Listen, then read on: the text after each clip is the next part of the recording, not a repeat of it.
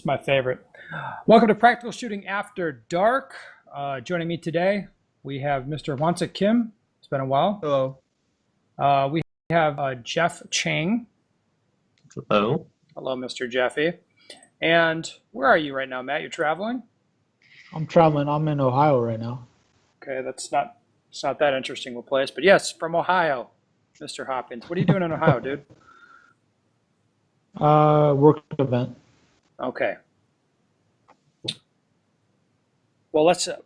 I guess before we get into the proper show, where you guys know the rules, everybody brings a topic, something that pisses you off, triggers you, so to speak. You got this week in shooting. You talk about something you did in shooting, or shit, I don't even remember the other thing. Show and tell. That's it. Where you describe an item that you have. Anyway, instead of doing that, first, I got to say, I'm very happy to be home. So this is maybe transparent to a lot of the podcast listeners or viewers, however you choose to consume this. But my life has been basically fucked since October. How often have I been home? Jeff, you probably track me the best of anybody when we're trying to play video games. Barely been home. Yeah, maybe 4 days a month on average since October. I've been rolling hard, doing classes all over the place. I think I added it up the other day. I think I did something like 80 classes since October. But it's all over now. Now I finally get to do. I have a competition season, training season coming up. So I'm hungry. I'm hungry, man. Hungry for some shooting. So I'm very excited to get to that. And along those lines, Mr. Kim and I, we have a new thing we're doing here. Kim, do you want to introduce what that is, or do you want me to? Yeah. I can start off. It's gonna be an amazing thing. It's gonna be a really good thing for everybody. Don't oversell it. A lot of people. Undersell, over deliver, my man. Oh, okay. Yeah. So we've been planning to do this for a while, and then we started developing, and then we're going to launch this beautiful thing in the summer, most likely end of the summer. So this is called Practical Shooting Training Group. Oh, okay. So we call it, PSTG, Practical Shooting Training Just Group. close enough to PSTD, you know? Yes. So it's going to be a website where a lot of people, so basically anybody can come to the website, and there's going to be a lot of different contents. There's going to be, of course, free contents, and also there's going to be membership-based contents too. So basically we're going to upload, of course, podcasts will be there on the website, and we're going to do some stage analysis and instructional videos, drill videos. Some of them are going to be open to public. Some of them are going to be membership based.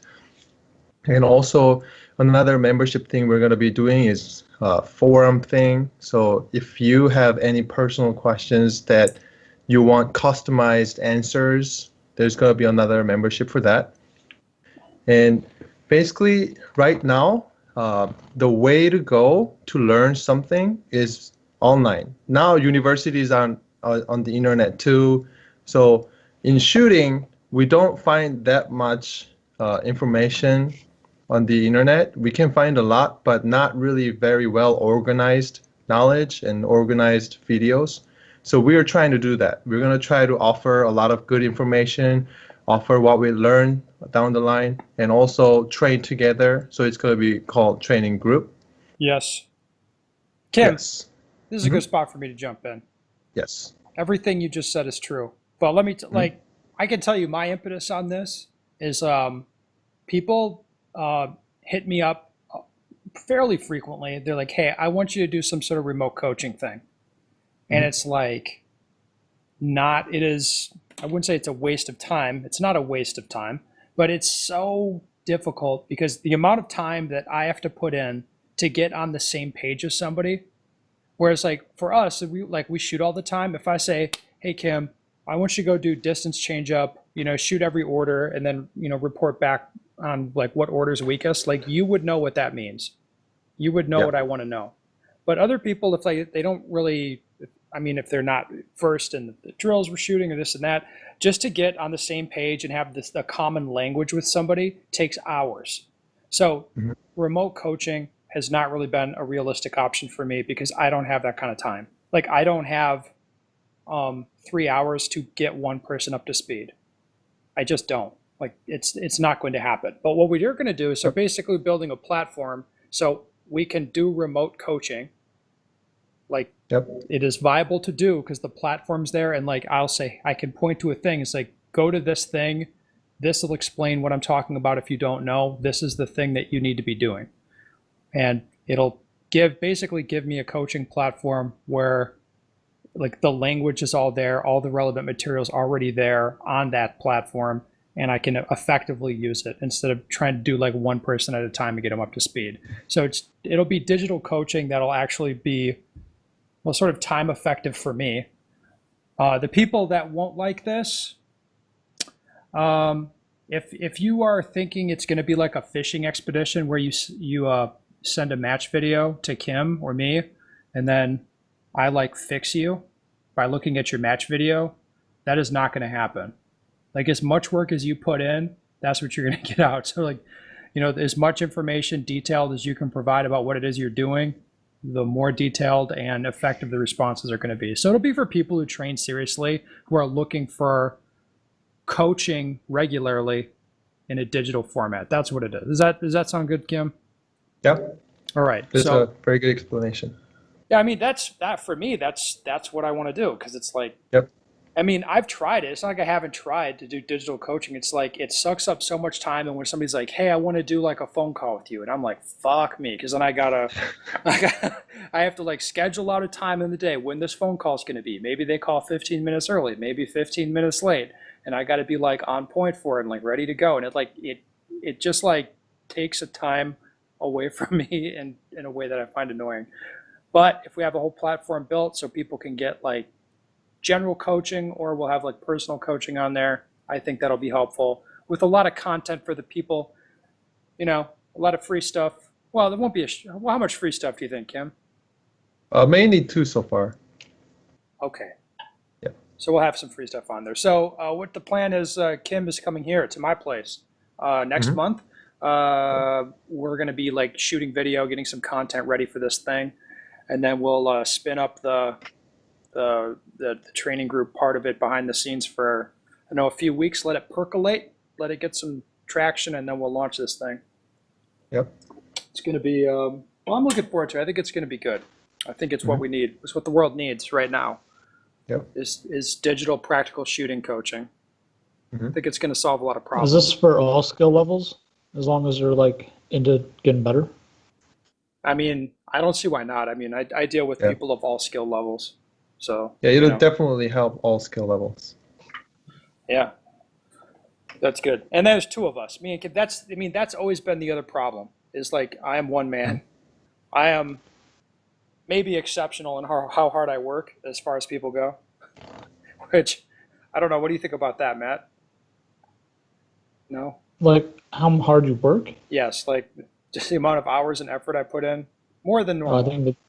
I think it's a little crazy. It's a little nuts, but I'm still only one man. So like if I fly to Russia for a week or something, and I'm like kind of shut down on being really productive, it'll be nice to have somebody else that can pick up the slack for a while. Then if Kim's off shooting a match someplace, I can pick up the slack. So it'll be good to be working as a team. Yep. Okay, so that's it. That's enough for the shill alert. Let's get on with the show. Who wants to go first? Who wants to talk about the thing they're here to talk about? Jeff? I'll talk. All right. Sorry, Matt, you go ahead. So, I guess it's this weekend shooting, right? Sure. I'm going to talk about IPSec Nationals we just shot. You shot, yeah. Yeah. Kim shot it also, I think. Oh, Yep, Kim I did was there. shoot it. Yeah. So, US IPSec Nationals, it was 16 stages over the course of 2 days. Shot on Thursday and Friday morning. They had a whole nother, no, Friday, Saturday. They had a whole nother squad group go through on Saturday and Sunday. It turned out to be a really good match. I thought it was a good representation of IPSec in the U.S. compared to like years past. You were talking about last year? Well, I didn't go, but Oh, okay. I've heard the stories of it. I heard You stories could probably, about... Dude, last year's match is why I didn't go to this year's match, and I didn't even go to last year's match. Right. No, it was way different than that. Kim can probably elaborate more a little bit on that. Yeah. To compare the two, but I guess it probably doesn't matter. But Doesn't make any difference. no, it was a good match. I didn't probably perform as well as I thought I did. I thought it was good. There was strong hand only, weak hand only. There was prone shooting. There's activator sequences. There was 1 shot per target, 2 and 3 shots per target. It's all my favorite things. Yeah, that was all on one stage. Sorry, I missed it. Jesus. No, it was. Really a good wish I stage. could have been Kimmy, you there. thought that was a good stage, right? Interesting stage. Yeah. See, Very he won't even interesting say it. stage. He's the nicest guy on the planet. He won't even say it. No, I thought it was very good. Short courses, long courses. They had some stuff where you physically had to like lift something up and you had to manipulate something else that required you to shoot only one-handed. I thought was cool. But And that it was kinda- really heavy weight. Really heavy. It was like 30 pounds. Yeah, and 30 pounds is really heavy for Okay. Asians. I got Asian bones and Asian muscles. 30 pounds, woo! Wow, this is getting. It's going to a dark place. So Matt, for someone who's never shot IPSC, what would they expect going from purely USPSA to a match like this? I would say more challenging shots and tougher shots. There was some longer distance shots. Hey, can I field this one, Jeff? Sure. Because I'm getting a little. I don't want to say I'm mad, but I think people have entirely strange perspectives on what makes IPSC different. Like they get hung up on the magazine capacity difference in production and some of the minor equipment rule differences in IPSC that don't fucking matter. Like that's what people, and they think the shot difficulty gets crazy. It doesn't usually. Like European style IPSC is very different to what people think IPSC is if you are in the US and have never shot proper IPSC. Is that fair to say, Matt? Yeah, I'd say that, yeah. Like IPSC is generally more physical, like more moving around, more awkward positions, more stuff like that. A lot of like change ups between different target types. Like targets are not typically arrayed. It's not like 4 targets together. You know, in an array, it'll be sort of, a popper over there and a target over there, or a couple targets there. I mean, it's like the layout is different, and all the extra physicality drags down the hit factor generally, which puts more of a premium on hitting the steel with 1 shot and shooting alphas. So that's it. The equipment rules are basically irrelevant in my opinion. Anyway, go ahead, Matt. I mean, unless they try to put your production gun in a box. Well, they have to know the equipment rules, yes, which is a different sort of problem you might be talking about. Are you going to explain that joke to the 90% of the audience that did not understand what you just said? So in IPSec production, guns do not have to fit in the box. All they have to do is be on the list and make a minimum trigger pull weight. The standard guns have to fit in the box with a mag. And at this year's IPSec, I think they checked all different guns on one section. They didn't check our guns in the box. They checked some guns in the box that weren't required to. All the guns passed, so no one got bumped open for, I guess, not following the rules. But well, Matt, I'm really sorry I missed it. Are you? No, I'm not. I'm going to be Kim, real what do you with think of the match overall? It was like you said. It had a lot of the challenges that I'll be experiencing at the Warshoot. So like prone and one-hand shooting kind of thing. Those were pretty interesting, but I think weekend field course was, I don't know, it was maybe a little bit.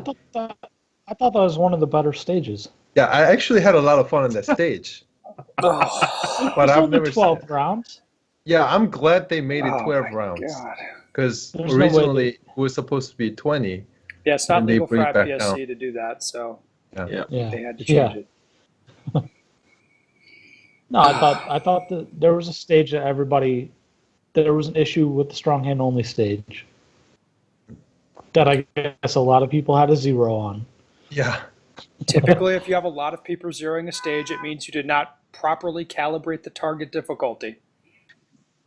I would agree with that a little bit, but I didn't think that stage was that crazy.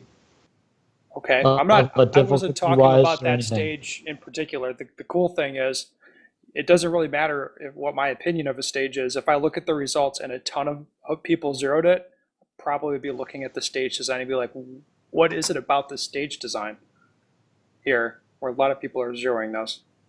Yeah, I understand that. That would be my thinking. So, all right. I'm glad you enjoyed the match, Matt. Good you had fun. Yeah, it was a good match.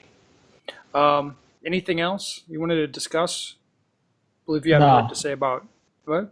No, that'll be a different About- topic. Okay. About the strong hand stage, there was 76 production shooters, and then there's only 38 shooters who didn't zero it. That's less than half. Jesus Christ. No, I mean, that's what it is, where it's like somebody's like, this is their idea. Well, they're like, well, IPSC is harder, so we're going to hammer people with penalties. And it's like, fuck me. Oh, my God.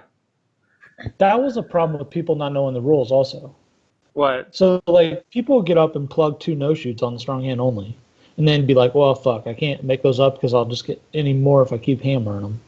And IPSec, you can only get 2 maximum. So you could have hammered away on that no-shoot all day long until you got some alphas to actually get a score, and it wouldn't have been any worse of a score. That's it. People just didn't know the rules. That makes sense to me. See? Because you can only get 2 no-shoots, guys. You didn't That's know right. that? You could only get 2. They didn't know that. Yeah. Just, you can go get 10. It's fine. Well, you can hit it 10 times, you only get 2 count. It's perfect. Oh my fucking God. And how did production optics go down at the match? They ran it straight up USPSA carry optics rules. Yeah. So the thing is, I guess any region right now can use whatever rules they want to use. So US region used the USPSA carry optics rules. What a shit show. Yes. Oh So my 140 millimeter mags, 23 rounds. Yeah. Yeah. So the one rule set that will never make it into actual IPSC rules was the one they used. God. Why does that surprise you in the US? Oh my God. Fantastic. I love it. All right, let's move on. Jeff, what do you got? All right, I have a trigger warning. What makes you angry, Jeff? ROs that coach. That's not a thing, is it? Well, what is It it? is a thing. Level 1 you can, right? It's a level Is 2. it? I don't know the IPSC rules on this. I know USPSA you can coach at level 1 under certain circumstances, right? I'm not familiar. I don't with think. that. I don't think the can it be the RO? Matt, do you know, or do I have to? I don't really care enough to look it up.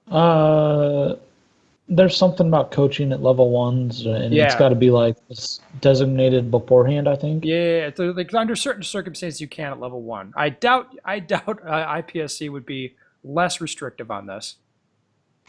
So anyway, go ahead, Jeff. So ROs that give warnings that aren't really warranted during walkthroughs. What does that mean?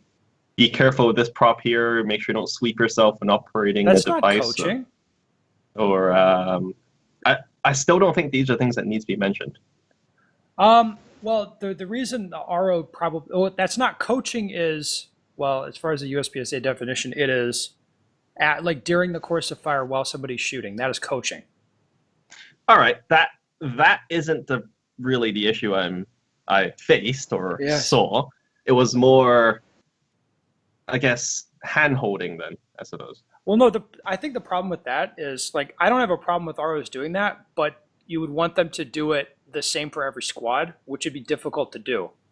Right. You know what I mean? So outside of the stage briefing, it's difficult to, like, mention consistently, like, hey, this prop does this thing this way or something. You know what I mean?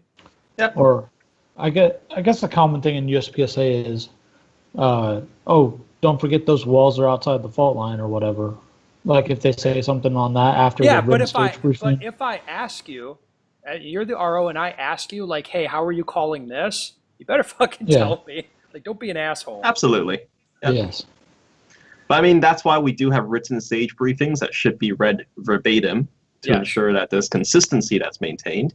And when certain ROs have a more mothering nature, I suppose, and start telling shooters, watch out for this, make sure you don't miss this target. And this is during the official walkthrough? This is Journey of Official Walkthrough, yes. Ooh, yeah, you got to read it the same way every time. Yep.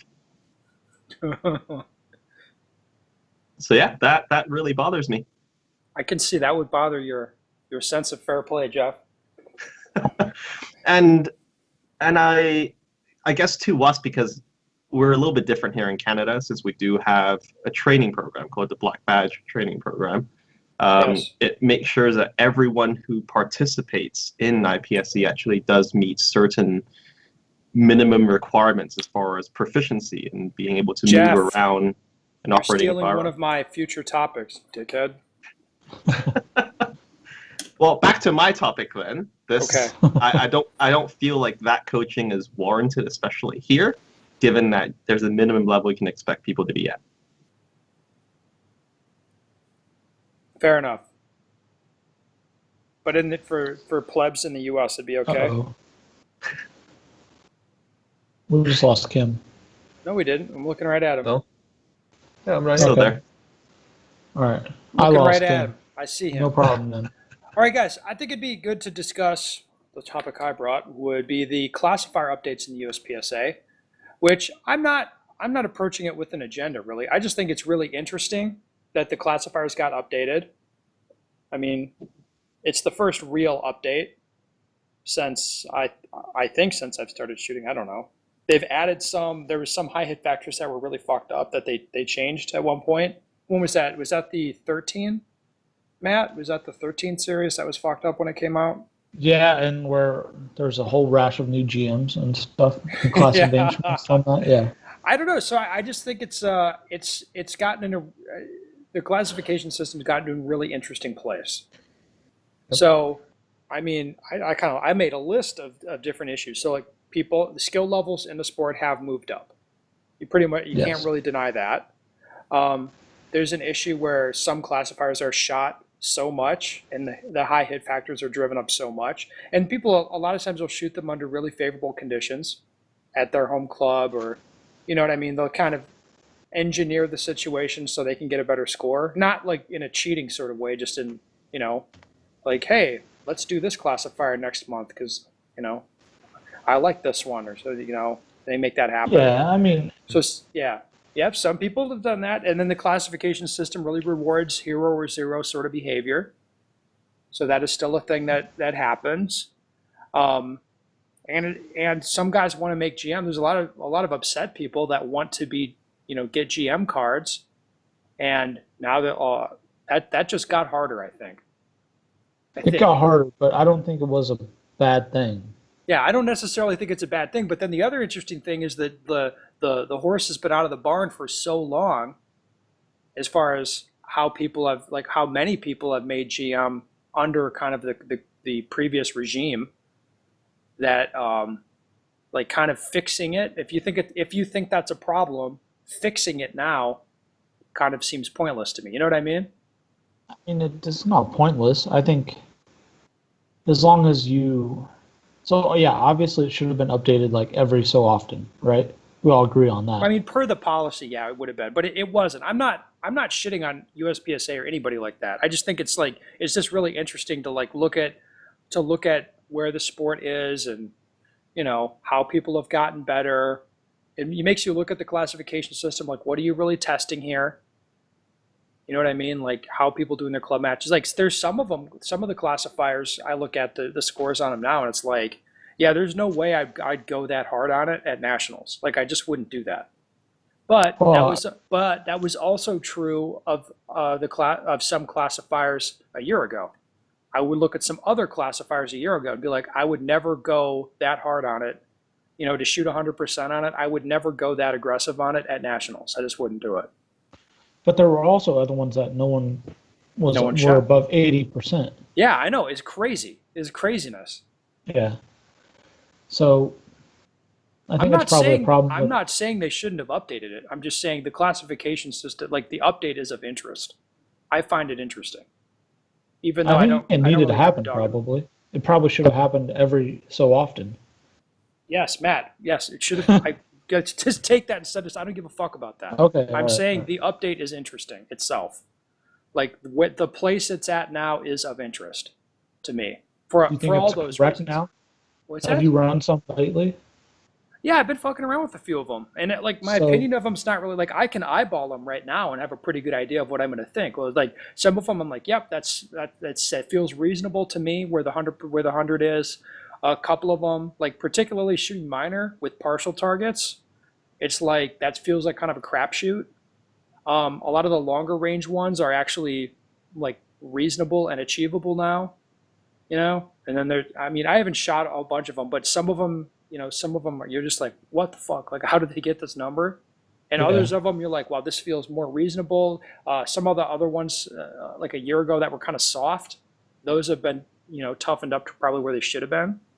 I mean, yeah, like again, I'm not dumping on it. Like, I'm just looking at like what it means for the sport. Like over time, people have gotten better.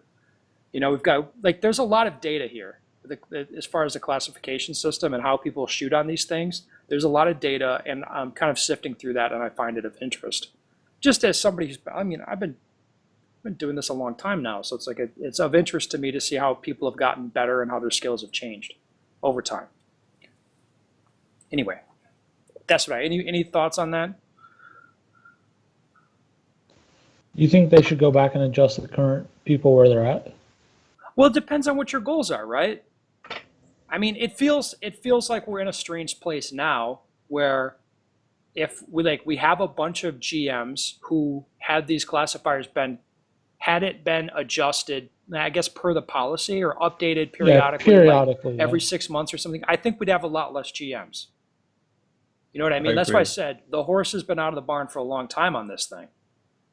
So it's like, um, I don't really know like like busting people out of GM. Like, yeah, you could do that if you wanted to. That's not something I really care about doing. You could have a new you could have like a pro class or something where it'd be like IDPA's Distinguished Master, where Right. you like basically they put people in it. Like at some point where they determine like yeah like fuck GM, like we're just putting you in this other thing, so you don't get trophies anymore unless you know, except for overall placement.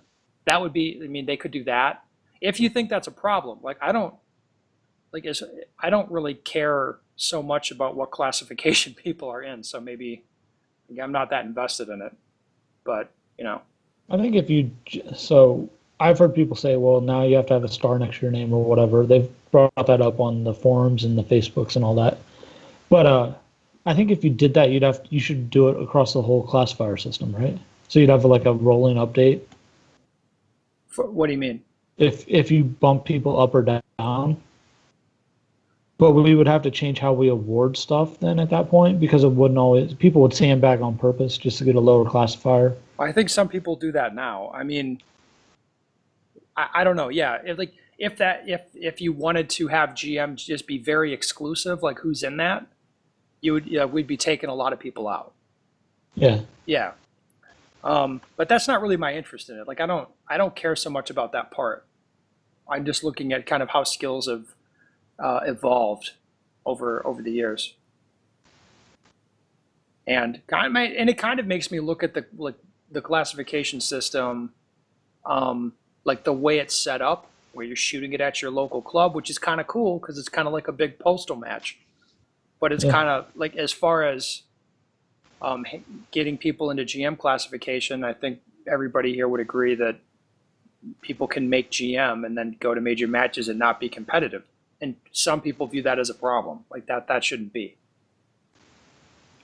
I don't really think care that's about it a- that much. Personal opinion, probably. Yeah, for me personally, I don't care. But what I can tell you is if I go to a major match and I see a guy with the GM next to his name in the division I'm shooting, that doesn't mean shit to me.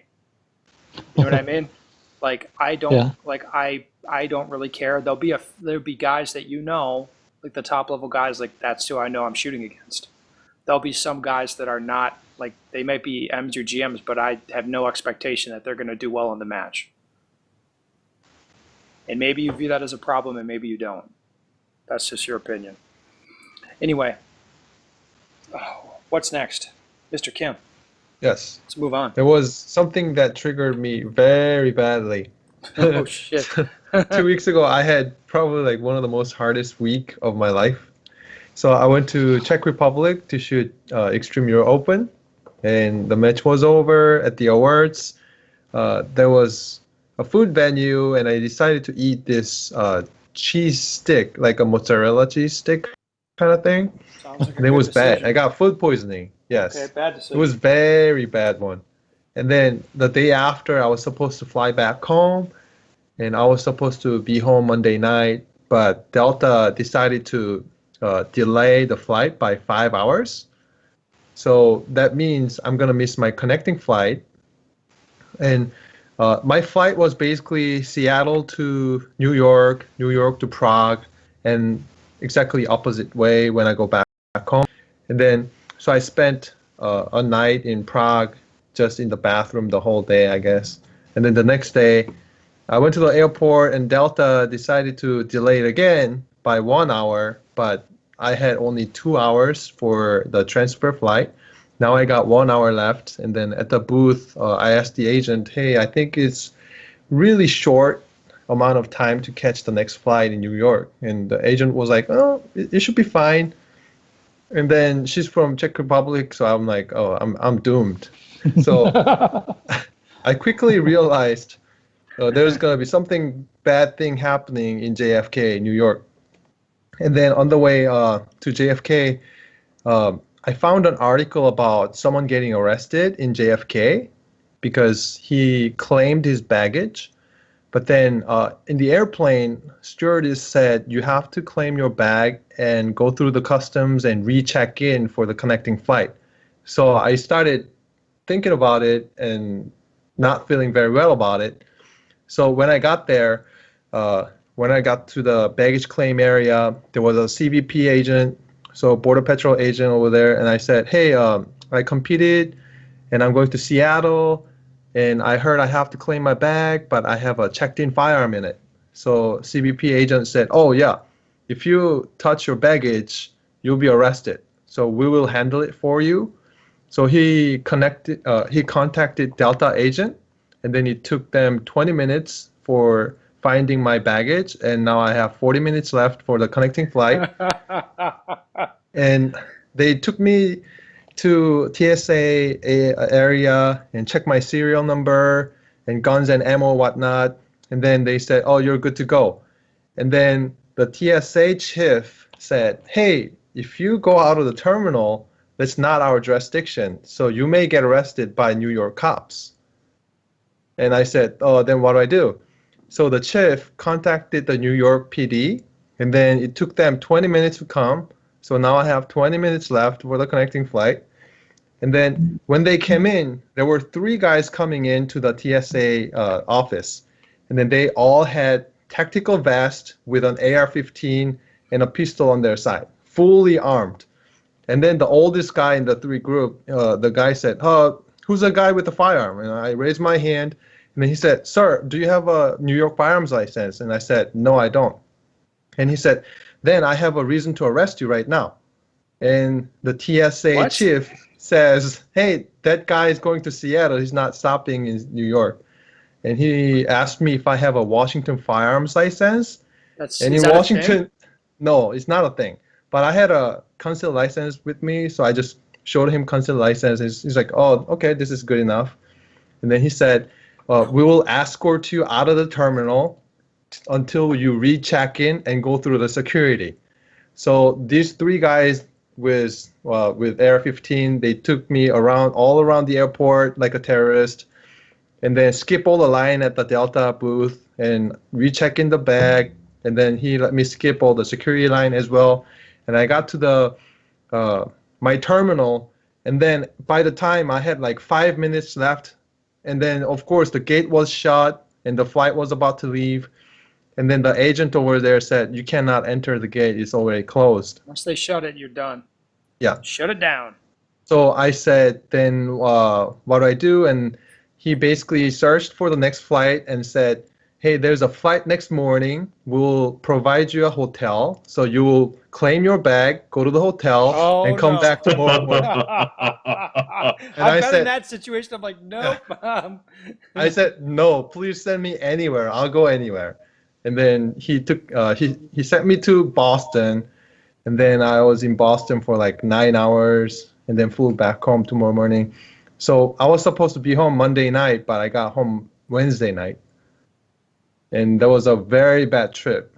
So if anybody wants to go shoot internationally, or if anybody's coming from internationally, you want to avoid New York. Yeah, I went through Yes. JFK a few years ago, and I did not have problems nearly of that description. Mhm. But just- I guess we you just lost pieced Matt. out. Was it international? Coming from Was it international? Yeah, it was. Yeah. It was New York was just a transit. okay. Oh, guys, shit. Well, we've gone long. I don't really think we have time to take questions, but I do appreciate y'all coming on, for sure. Thank you. What a crazy fucking story. Okay. Anyway, thank you guys for coming on. Anyway, listeners, if you have questions you want me to not address in a show, go to benstegger.com, send me your questions. We'd love to hear from you. Thank you so much for listening.